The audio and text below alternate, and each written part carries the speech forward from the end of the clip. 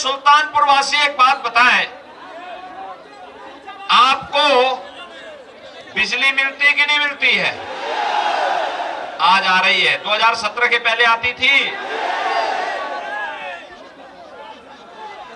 2017 के पहले तो बिजली की भी जाति और मजहब हुआ करता था।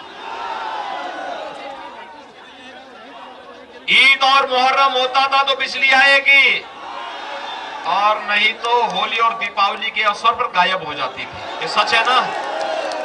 मैं सच बोल रहा हूं ना? यही होता था ना? है 5 विधानसभा है, एक एक में भेज देंगे ना सबको, तो अभी से संदेश दे देगा। और मैं आपको आश्वस्त देने के लिए आया हूं कि भाइयों बहनों, सुल्तानपुर के लोग बहुत भोले भाले हैं, ईमानदार हैं, बहादुरी के साथ कार्य करना जानते हैं। और आपका आह्वान करने के लिए आया हूं, आपको दमदार सरकार चाहिए या दुमदार सरकार चाहिए? दमदार सरकार चाहिए ना? तो दमदार सरकार के लिए 5 सीटें जब भारतीय जनता पार्टी जीतेगी तभी दमदार सरकार बनेगी। तैयार हैं? सुल्तानपुर से विनोद सिंह जी को सदर सीट से, श्री राज प्रसाद उपाध्याय जी को, इसौली से ओम प्रकाश पांडे को, लंबवा से सीताराम वर्मा को और कादीपुर से राजेश गौतम को चुनाव जिता करके भेजेंगे। भाइयों बहनों, आज प्रचार का अंतिम दिन है। कल केवल एक दिन घर घर जाकर के पर्ची चेक करना, और परसों प्रातः 7 बजे से मतदान प्रारंभ हो जाएगा। सभी लोग सहमत हैं? जिता करके भेजेंगे, लेकिन एक शर्त है। और शर्त क्या है? चुनाव के दिन पहले मतदान। सभी लोग तैयार हैं? तो विनोद सिंह जी को और राज प्रसाद उपाध्याय जी को चुनाव जिता करके भेजेंगे। पूरे सुल्तानपुर के अंदर मैसेज करेंगे ना कि भाजपा के 5 प्रत्याशी जीत के जाएंगे, पूरी मजबूती के साथ। आप दोनों लोग आगे आ जाइए। सूर्यमान जी आप भी आइए, आप भी आइए, इसको आशीर्वाद दीजिए दोनों लोगों को। दोनों हाथ ला करके मेरे साथ खड़े होंगे, बोलेंगे भारत माता की, भारत माता की, भारत माता की। जय श्री राम, जय श्री राम, जय जय श्री राम।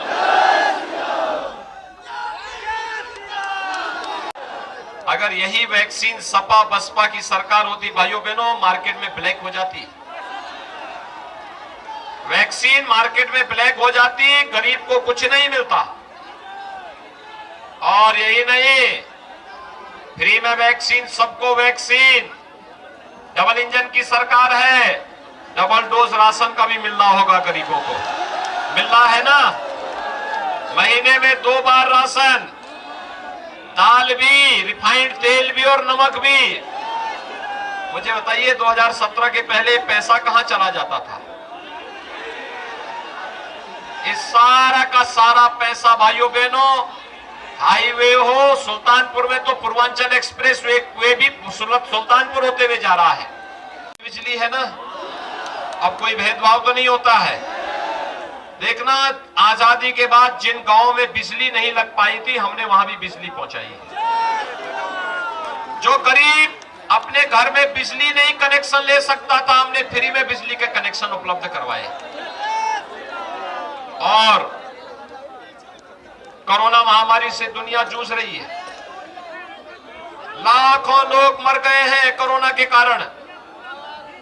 लेकिन भाइयों बहनों, प्रधानमंत्री मोदी जी के नेतृत्व में कोरोना प्रबंधन कैसे होना चाहिए करना है, तो अयोध्या की 5 के 5 सीटों को अयोध्या की जनता भारतीय जनता पार्टी के पक्ष में देने को तैयार है। और भाइयों बहनों, अब तक 4 चरणों के चुनाव हुए हैं। 4 चरणों के चुनाव के बारे में कुछ रुझान आपको बताऊं।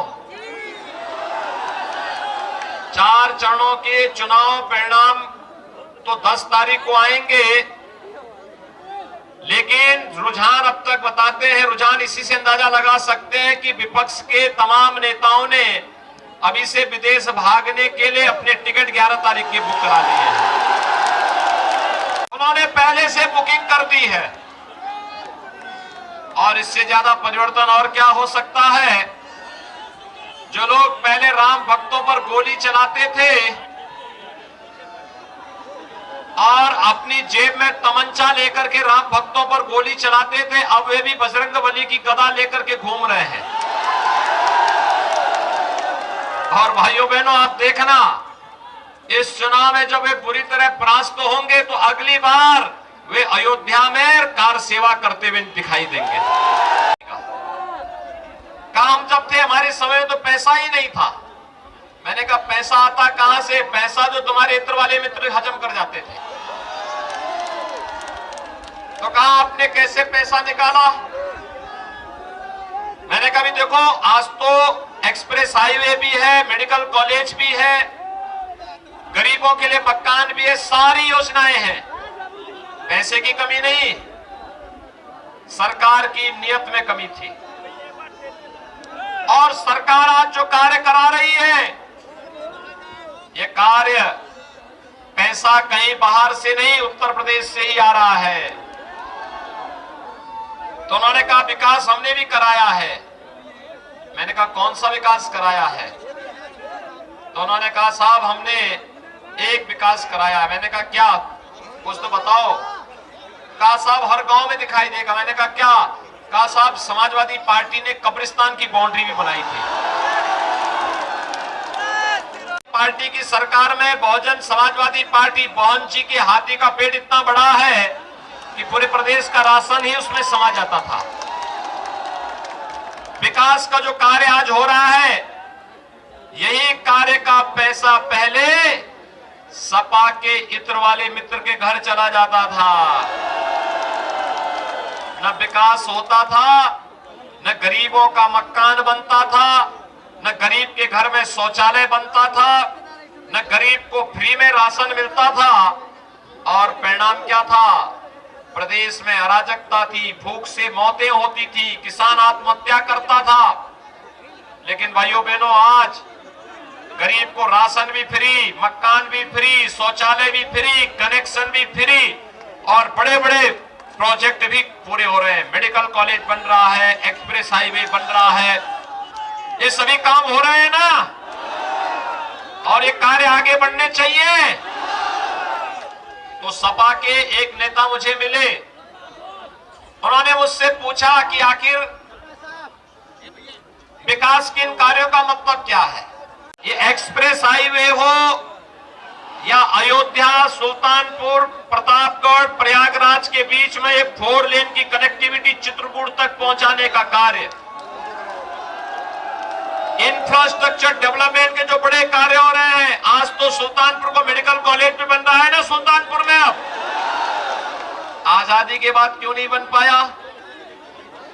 भाइयों बहनों, ये मेडिकल कॉलेज का पैसा, गरीबों के लिए राशन का पैसा, सबको वैक्सीन फ्री में वैक्सीन का पैसा, या गरीबों के लिए मकान हो या फिर यहाँ की चीनी मिल को चलाने का कार्य, ये भारतीय जनता पार्टी की डबल इंजन की सरकार कर रही है।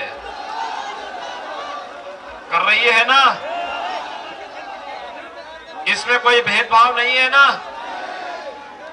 और भाइयों बहनों, यही नहीं, ये सभी कार्य चल रहे हैं। विपक्ष परेशान है कि आज ये कार्य कैसे हो जा रहे हैं। तो मैंने उनको बताया जो गरीबों का राशन है, पहले इनके समाजवादी पार्टी की सरकार में सपा के गुंडे सारा राशन हड़प जाते थे।